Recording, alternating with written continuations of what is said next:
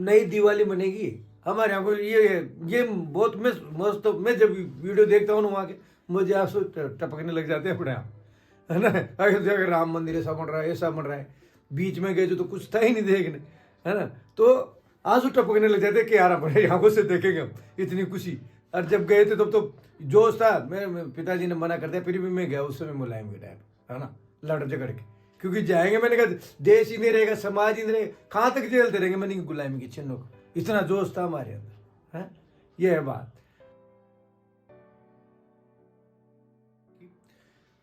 व्यायामशाला में वो वही स्वयं सेवक कार सेवक बन के वहाँ गए थे उस समय। तो ऐसी प्रेरणा थी कि वहाँ से हम सब हमारी चतुराई से अलग अलग दिशाओं में निकल गए, अस्थायी कार से, वहाँ से अस्थायी जेलों से। तो कोई बस में से निकल के अयोध्या का रूट कर रहा है, कोई किस रूट से अयोध्या की तरफ कोच कर रहा है, ऐसे सब अलग अलग दिशाओं में निकल गए। ऐसे करके लास्ट रात्रि को लखनऊ तक पहुंच गए, वहाँ से गोंडा भी जाना हुआ, और गोंडा से फिर हमें जंगलों के द्वारा अन्य मार्गों से भेजा गया। बीच रास्ते में नदियाँ आई थी, कमर का पानी, सीने तक का पानी, पूरे विस्तर ऊपर, और उनके द्वारा मैं निकला गया। तो बीच बीच में जो भी जिस दिन किसी दिन में रुकना पड़ा, तो जो भी मार्ग में कुटिया थी या कोई गांव पड़ा, तो वहाँ के लोगों ने बहुत सेवा की हमारी उस समय।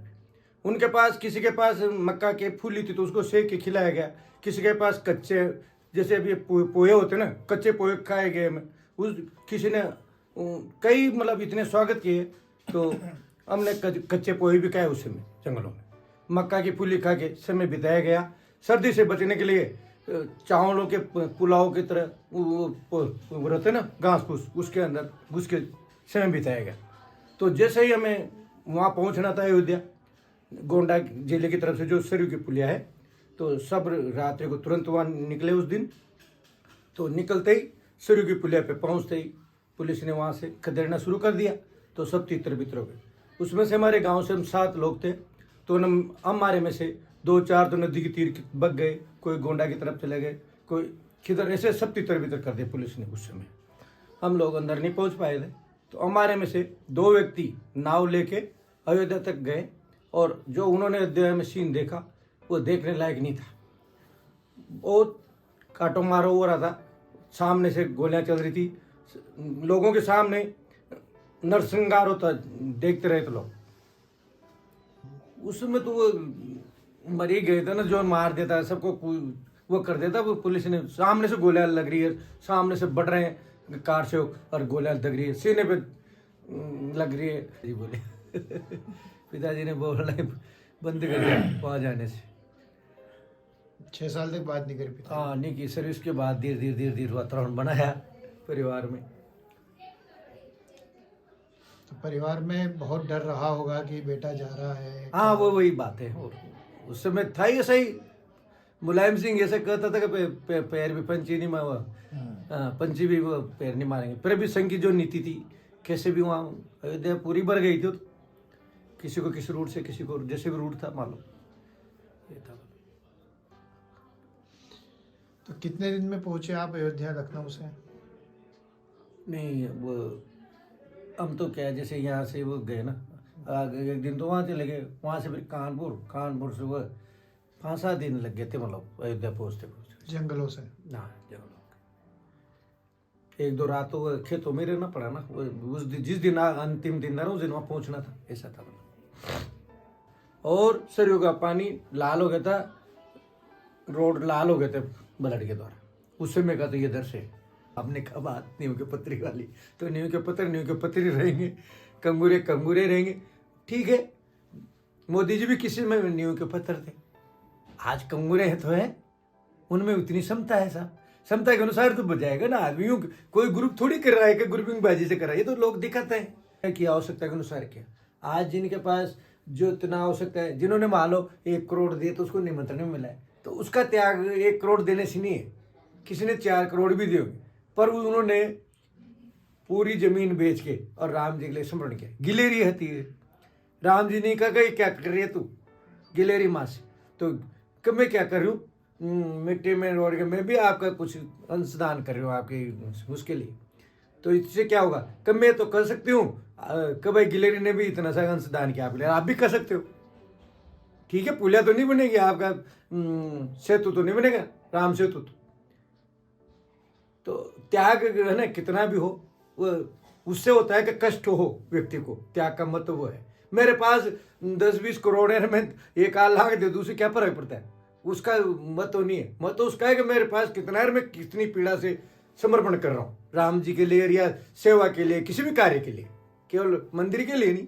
हमारा समाज बहुत पिछड़ा हुआ है, संघ कार्य से कोई संघ वाला में कुछ नहीं देता, मैं बताऊँ आपको, मेरा अनुभव है। पर हमें इतना मिलता है कि चलतान व्यक्ति तो पैसा रहा अपना आप ही मतलब ना, हम भी करते हैं सबसे सम्मान, तो सामने वाला में सम्मान देता है। मतलब पता नहीं हमें कितना मिलता है संघ कार्य करने से, सेवा कार्य करने से। आज भी सोचता है कि शाखा में जाने से क्या मिलता है। हमारे पुराने कार्यकर्ता कहते हैं शाखा वाले ने में फोकट में घिसा है, अच्छे वरिष्ठ कार्यकर्ता, हमें पीड़ा होती है क्या बोल रहा है, और संघ से खूब ले लिया इसने, देखा जाए तो बिना संघ का होता तो कौन सम्मान देता आपको। आज आप यहाँ आते भाई साहब, क्या हम संघ वाले नहीं होते किया, आप राम जी के लिए किया, देश के लिए किया, समाज के लिए, उससे कोई मन में पीड़ा थोड़ी है। हमने तो जिन्होंने त्याग किया, आज हमारे प्रचारक है ना, संत से भी ज्यादा जीवन है हमारे संत प्रचारकों का। जो संघ के प्रचारक होते हैं ना, उनको कुछ नहीं मिलता, आते हैं यहाँ खाना खिलाया, वहाँ खाना खाया, फिर यहाँ से 3 साल बाद 1 साल बाद ट्रांसफर दूरी जगह, वहाँ फिर जीरो से संगठन शुरू करता है। संगठन होता है पर जनता में तो जाएगा, वहाँ के लोगों में तो शुरू ही जीरो से शुरू होता है। तो जो उनका जीवन है ना, संघ से निकले हुए कार्यकर्ताओं का, वो यूँ नहीं सोचते हमें क्या मिल रहा है, किसी से गणना नहीं करते, किसी भी समाज का हो। गणना तो तब होती है कि सामने वाला जब मान ही नहीं रहा तो क्या करे, और मानव जाति से किसी भी धर्म के से कोई गणना नहीं करेगा संघ का कार्यकर्ता। ये बात अब बात है इसकी। अब एक आदमी तो जूते दे ही रहा है, गांधी जी की तरह एक दूसरा गाल इधर कर दो, ऐसे थोड़ी काम चलेगा। तो मोदी जी, योगी जी उस नीति को, गांधी जी की नीति को छोड़ते हुए देश धर्म सत्य की नीति पे चल रहे हैं, और जिसको जो मिलना है, मान लो पिछड़ा है तो उसको क्या सहायता मिलना चाहिए वो दे रहे हैं। कोई कानून में गलती कर रहा है, कई गलती करता है, उसको सजा मिलनी तो मिल रहा है। कोई पढ़ाओ उसकी उनकी पार्टी का हो, तो मैं गलती कर रहा हूँ तो मुझे सजा मिलना चाहिए, मैं स्वयं सेवक हूँ तो इसका मतलब थोड़ी मैं स्वयं शाखा में चला गया तो मैं गलती करूँ फिर संघ वाले मुझे स्वीकार करते रहे, ये भी नहीं होना चाहिए। हमारी तो ये भावना है साहब, देश जब भी उत्थान करेगा, देश सामाजिक समरसता है, हमारे लोग ये अछूत है। हमारे समाज में तो एक कुआ, एक शमशान, एक मंदिर चाहिए।